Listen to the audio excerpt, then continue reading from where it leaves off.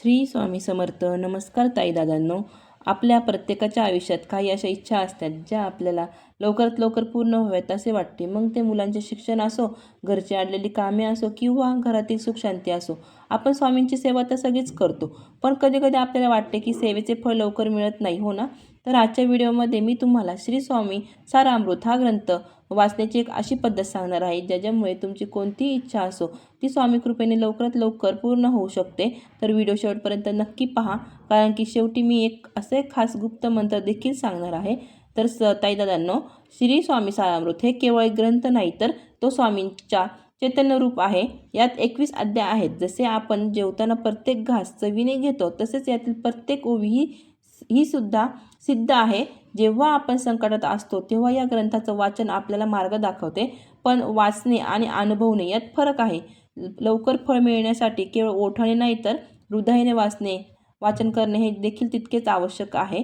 जर तुम्हाला विशिष्ट इच्छेसाठी किंवा संकल्पयुक्त सेवा करायची असेल तर काही गोष्टीची तयारी आधीच करावी लागते. तर ते आपण पुढे पाहणार आहोत. तर शक्यतो पहाटे, सकाळी लवकर किंवा सायंकाळी दिवा लागण्याच्या वेळेस वाचन करावे. घरातील देवासमोर किंवा स्वामीच्या मूर्तीसमोर बसा. शक्यतो देवाऱ्यात स्वामींचा फोटो किंवा मूर्ती असणे ही आवश्यक आहे. आणि बसण्यासाठी चटई किंवा आसन वापरा. आणि गाईच्या तुपाचा किंवा तिळाचा तेलाचा दिवा, अखंड दिवा चालू ठेवा. याची काळजी घ्या तुम्ही की अखंड दिवा चालू असावा. तर लवकर फळ मिळण्यासाठी तुम्ही काही असे सुरुवाती करू शकता की आपण हे संकल्पयुक्त करू शकतो. तर हा सर्वात महत्त्वाचा भाग आहे. हातामध्ये थोडेसे पाणी घ्यायचं, अक्षता घ्यायची, हळद कुंकू घ्यायचे, फूल घ्यायचं आहे आणि स्वामींना सांगायचं आहे, हे स्वामी राया, मी म्हणजे तुमचं नाव घ्या, तुमचं गोत्र घ्या. तुम्हाला गोत्र माहिती नसेल तर कश्यप गोत्र म्हणून सांगा. तर ही तुमची काही इच्छा असेल ती इच्छा तुम्ही सांगा आणि ही इच्छा पूर्ण व्हावी म्हणून आजपासून हे मी पारायण करत आहे आणि मला आशीर्वाद द्या. लवकरात लवकर माझी इच्छा पूर्ण होऊ दे, हे तुम्ही स्वामींजवळ सांगा. त्यानंतर ते पाणी जमिनीवर सोडा आणि वाचनापूर्वी श्री स्वामी समर्थ या मंत्राचा किमान एक वेळा किंवा 11 वेळा, नाहीच 11 वेळा जमलं तर 1 वेळा तर नक्की तुम्ही माळ जप करा. जर आणि तुमच्याकडे वेळ असेल तर तुम्ही एक दिवसात 21 अध्याय वाचू शकता. याला एक दिवसाचे पारायण असेही म्हणतात. जर शक्य नसेल तर दररोज तुम्ही 3 अध्याय याप्रमाणे 7 दिवसात ग्रंथ पूर्ण करू शकता. हा आपला 7 दिवसाचं एक पारायण पूर्ण होऊन जातं. तर वाचताना घाई करू नका. स्वामी समोरच आपले बसून आपली ही पारायण ऐकत आहेत, कथा ऐकत आहेत असं भाव ठेवा. तर आपण काय पाळायचे आहे ते नियमही थोडेसे पाळायचे आहेत, कारण की आपल्याला लवकर जर आपल्याला फळ मिळवायचे असेल तर आपल्याला काही नियमही पाळणे महत्त्वाचे आहेत.